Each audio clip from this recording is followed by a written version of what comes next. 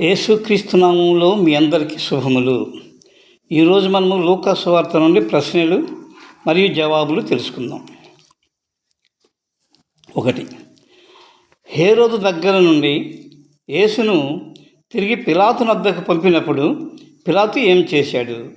జవాబు: పిలాతు ప్రధాన యాజకులను, దేవాలయపు అధికారులను, ప్రజల పెద్దలను తన దగ్గరికి పిలిపించుకున్నాడు. 2.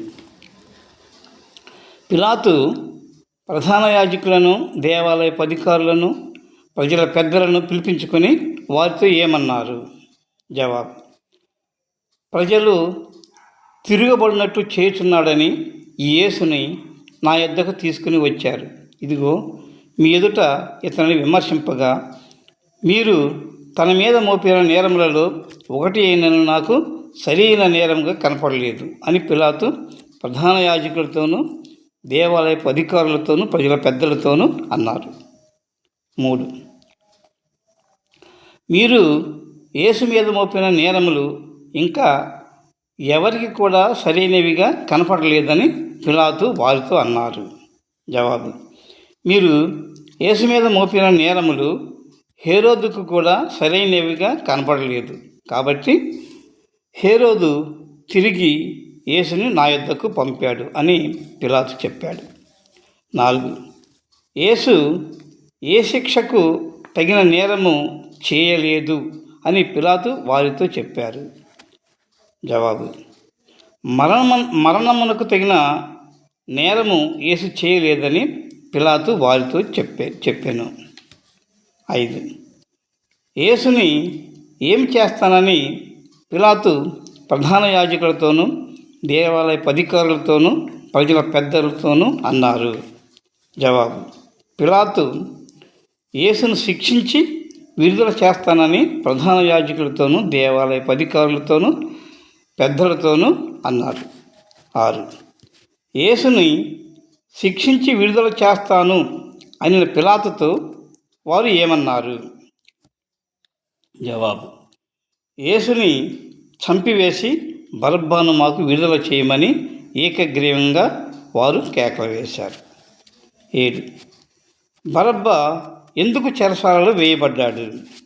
జవాబు: బరబ్బ పట్టణంలో జరిగించిన ఒక అల్లరి నిమిత్తము, నరహత్య నిమిత్తము చెరసాలలో వేయబడ్డాడు. 8. పిలాతు యేసును విడుదల చేయగోరి ప్రధాన యాజకులతోనూ, దేవాలయపు అధికారులతోనూ, ప్రజల పెద్దలతోనూ మాట్లాడుచుండగా వారు ఏమని కేకలు వేశారు?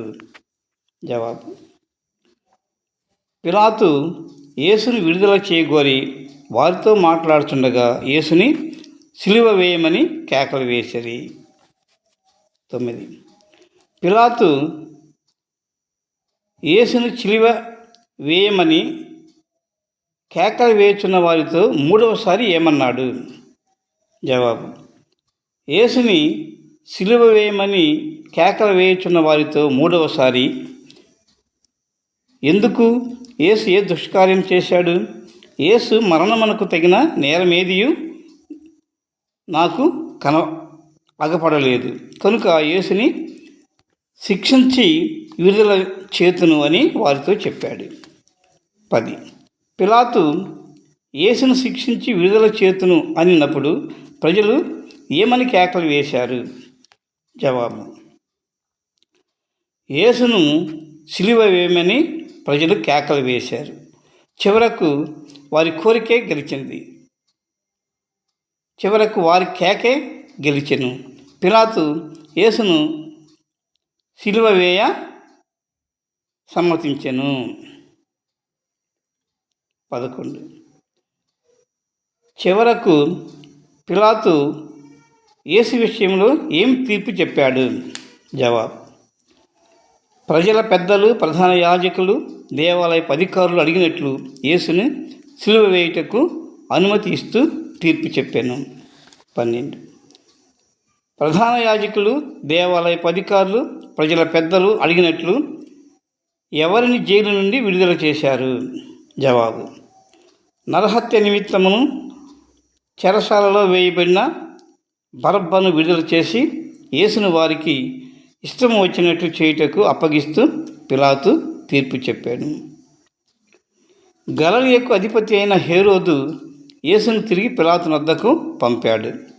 పిలాతు ప్రధాన యాజకులు, దేవాలయపు అధికారులు, ప్రజల పెద్దలను పిలిపించి యేసును వారి ఎదురుగా విచారించెను. అయితే పిలాతు వారితో, మీరు యేసు మీద మోపిన నేరములలో ఒకటి కూడా నాకు కనబడలేదు. నాకే కాదు, హేరోదుకు కూడా యేసు నందు ఏ నేరము కనబడలేదు. అందుకని హేరోదు తిరిగి నా యొద్దకు పంపాడు. అయితే మరణమునకు తగిన నేరమేమీ యేసు చేయలేదు. కాబట్టి నేను అతనిని క్షమించి విడుదల చేస్తాను. నేను అతనిని శిక్షించి విడుదల చేస్తాను అని వారితో చెప్పాడు. అప్పుడు వారందరూ, మాకు బరబ్బను విడుదల చేసి యేసును సిలువ వేయమని కేకలు వేశారు. బరబ్బ పట్టణంలో జరిగించినటువంటి ఒక అల్లరి నిమిత్తమును, నరహత్య నిమిత్తమును చెరసాలలో వేయబడినవాడు. బరబ్బ చాలా క్రూరుడు, నరహత్యలతో, అల్లరితో కూడిన వ్యక్తి. చివరకు మూడవసారి పిలాతు యేసుని శిక్షించి విడుదల